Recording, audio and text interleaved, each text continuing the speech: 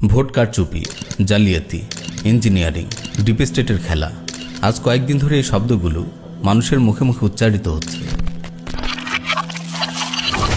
নির্বাচনী প্রচারণায় কত মেহনত, দিনরাত মানুষের দ্বারে দ্বারে ঘুরে বেড়ানো, ভোটের জন্য কত কাকুতি মিনতি, কত নির্ঘুম রাত, কত প্ল্যান প্রোগ্রাম, কত পথসভা, চমকপ্রদ কত ইশতেহার। কিন্তু দিন শেষে মনে হচ্ছে কোনো প্ল্যানই কাজে দিচ্ছে না।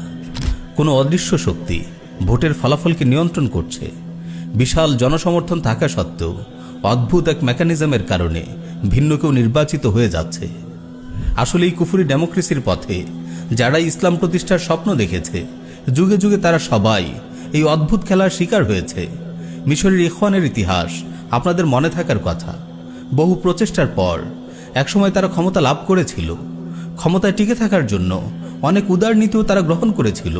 তারা পশ্চিমাদের অনেকভাবে সন্তুষ্ট করার চেষ্টা করেছে, কিন্তু দিন শেষে তাদের ক্ষমতায় থাকতে দেওয়া হয়নি। গণতান্ত্রিক সিস্টেমের নাটাই যাদের হাতে, সেই অদ্ভুত ডিপ স্টেটের ষড়যন্ত্রে তারা ক্ষমতাচ্যুত হলো। মিশরের সেনাবাহিনী কর্তৃক ইখওয়ানের উপর নেমে এলো জুলুমের অন্ধকার রাত। বন্দী অবস্থায় দুনিয়া থেকে বিদায় নিলেন প্রেসিডেন্ট মোহাম্মদ মুরসি।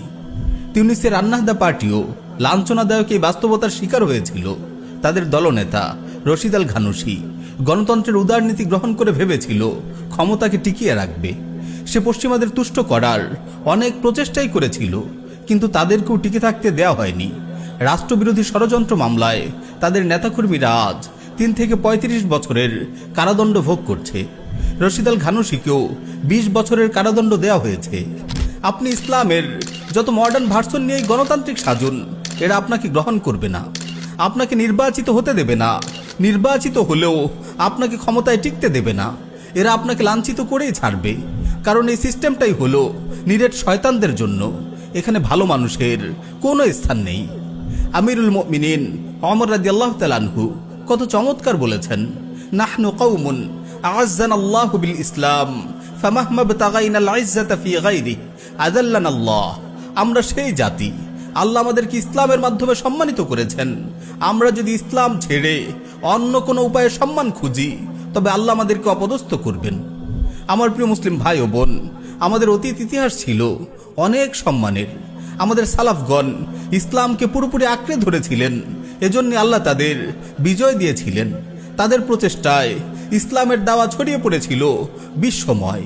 ইতিহাসের দিকে একটু নজর বুলান, দেখুন দিন কায়েমের জন্য তাদের পথপন্থা কেমন ছিল। হায়, আজ আমরা তাদের পথ থেকে কত দূরে। আমার খুব আফসোস হয়, পশ্চিমাদের তন্ত্রমন্ত্রের বেড়া জালে আজ আমাদের মুসলিমদের মেহনতের কত নির্মম অপচয় হচ্ছে। মিছে মরিচিকার পেছনে আমরা যুগের পর যুগ ছুটে বেড়াচ্ছি, বারবার দংশিত হচ্ছি একই গর্তে। আমাদের এই মেহনতগুলো যদি নববী পন্থায় ব্যয় হতো, আমরা যদি তাওহীদের দাওয়া নিয়ে মানুষের দ্বারে দ্বারে ছুটে বেড়াতাম, ঈমান বিল্লাহ ও কুফর বিত তাগুতের শিক্ষা জনগণের মাঝে ব্যাপকভাবে ছড়িয়ে দিতাম, গণতন্ত্রের অসারতা ও শরিয়ার সৌন্দর্যগুলো জনগণের মাঝে তুলে ধরতাম, তাহলে শরিয়ার শাসন বাস্তবায়নের জন্য সর্বস্তরের মানুষের মাঝে আওয়াজ উঠত। পশ্চিমাদের তন্ত্রমন্ত্রকে তারা পশ্চাতে ছুঁড়ে ফেলত। মুমিনরা জেগে উঠত আল্লাহর জমিনে আল্লাহর বিধান কায়েমের প্রত্যাশায়। সুতরাং আমার প্রিয় মুসলিম ভাই ও বোন, আসুন আমরা যারা সত্যিকার অর্থে আল্লাহর জমিনে আল্লাহর দিন কায়েম করতে চাই, আল্লাহর বিধান কায়েম করতে চাই, আমরা সবাই ঐক্যবদ্ধ হই। গণতন্ত্রের জাহিলিয়াতে ডুবে থেকে আর সময় নষ্ট করা যাবে না। গণতন্ত্রের এই ধোঁকা থেকে সবাই বেরিয়ে আসুন। লাঞ্ছনা অপদস্থতার শিকড়কে সমূলে উপড়ে ফেলুন। দাওয়া ইদাদ ও জিহাদের নববী মানহাজকে আঁকড়ে ধরুন। আল্লাহর জমিনে আল্লাহর বিধান কায়েম করে বেঁচে থাকুন সম্মানের সাথে।